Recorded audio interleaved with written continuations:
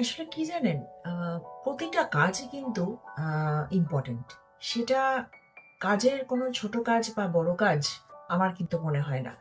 মানসিক কষ্ট, যন্ত্রণা এটা তো নিজের ব্যক্তিগত। আবার সোশ্যাল মিডিয়া কিছুটা ক্ষেত্রে কিন্তু এটার জন্য রেসপন্সিবল।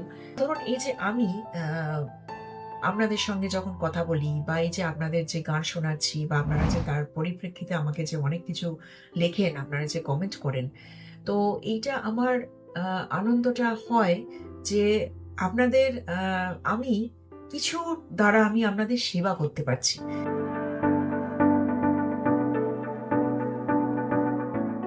আপনারা এখান থেকে যে আনন্দটা নিতে পারছেন এবং আ আপনারা যে তার পরিপ্রেক্ষিতে লিখছেন আপনাদের যে অনুভূতির কথাগুলো, এটা মনে হয় যে আমি এই যে আপনাদের যে সেবা করতে পারছি, এটাই আমার কাছে খুব আনন্দের খবর। যে আপনাদের আমার গান শুনিয়ে বা আমার কিছু কথা, ঠাকুরের কোনো কথা, ঠাকুরমা, স্বামীজির কোনো কথা বা তাঁদের কোনো মহাপুরুষদের কোনো অনুধ্যান, তারা কি বলে গেছেন, সেইগুলোকে এক্সাম্পল দিয়ে যখন আমি কোনো কিছু ইন্টারপ্রেট করি আপনাদের সঙ্গে, অ্যা এবং সেটাতেই আমার খুব আনন্দ হয় যে আমি কোনোভাবে যদি আপনাদের কোনো কাজে লাগতে পারি, আপনাদের যে সেবা করতে পারি, সেটাই আমার কাছে মনে হয় যে অনেক বড় একটা প্রাপ্তি। এবং এটাতেই আমার মন ভালো রাখার, আমি কিন্তু বলব এটা আমার কাছে একটা অনেকগুলো কারণের মধ্যে এটা একটা কারণ। এবং আমি যদি নিজে ভালো থাকতে পারি, সেটা আমি দেখেছি যে আমার চারপাশে যারা আছে তাদেরকে ভালো আ রাখা কিন্তু খুব একটা কঠিন তখন হয় না। এবং আপনারা অনেকেই জানেন যে আমার একটা ছোট একটা মেয়ে আছে। তো স্পেশালি ধরুন আমরা এই যে ধরুন যারা ওয়ার্কিং, ধরুন আমাদের তো নানান আরো কাজকর্মের মধ্যে ব্যস্ত থাকতে হয়। আ অফিসে নানান রকমের অনেক সময় স্ট্রেস থাকে কাজের মধ্যে।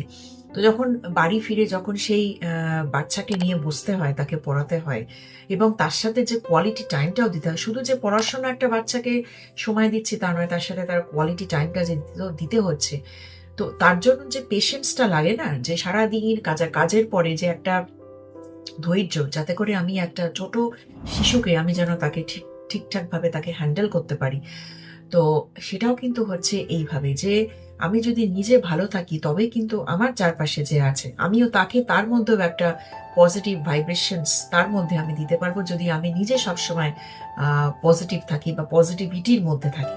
তবেই আমি আশেপাশের মানুষদের সেইভাবে রাখতে পারবো, এটা আমার মনে হয়। এবং এটা আমি দেখেছি যে অনেকে বলে যে আমরা তো বড় কিছু করতে পারছি না, আমরা নিজেকে কিভাবে ব্যস্ত রাখবো, সময় কাটতে চায় না, সেই জন্য ফেসবুকটা ইউজ করি একটু সময়, জাস্ট একটু এন্টারটেনমেন্টের জন্য বা একটু ইনস্টাগ্রামটা দেখি। কিন্তু সেই তারাই যখন বলে যে ফেসবুকটা এন্টারটেনমেন্টের জন্য ইউজ করি বা আমাদের সময় কাটে না সেই জন্য একটু ফেসবুক দেখি, কিন্তু সেই ফেসবুক দেখতে দেখতে যখন অন্যান্যদের পোস্টগুলো চলে আসছে যে তারা কে কি করছে, কিভাবে তাদের লাইফটা এনজয় করছে বা তারা তাদের কোনো দুঃখের কথা ফেসবুকে শেয়ার করছে, সেগুলো কিন্তু মনের মধ্যে তখন রিয়াকশনস হয় যে আমি ফেসবুকটা ইউজ করছি ঠিকই, কিন্তু আবার সেই পোস্টগুলো আমার চোখে পড়ে যাচ্ছে। তার মানে আমি ফেসবুকটা কিভাবে ইউজ করব সেটা কিন্তু জানাটা কিন্তু ভীষণ দরকার। ফেসবুক বা ইউটিউব বলুন বা যে কোনো সোশ্যাল মিডিয়া বলুন।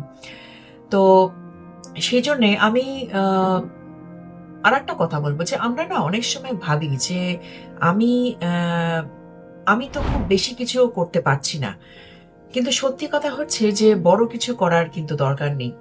আপনি কিন্তু একটু ভেবে দেখুন, আ আপনি যদি আজকে ধরুন আপনি বাড়ির বাইরে একটু বেরোলেন, রাস্তা দিয়ে যাচ্ছেন।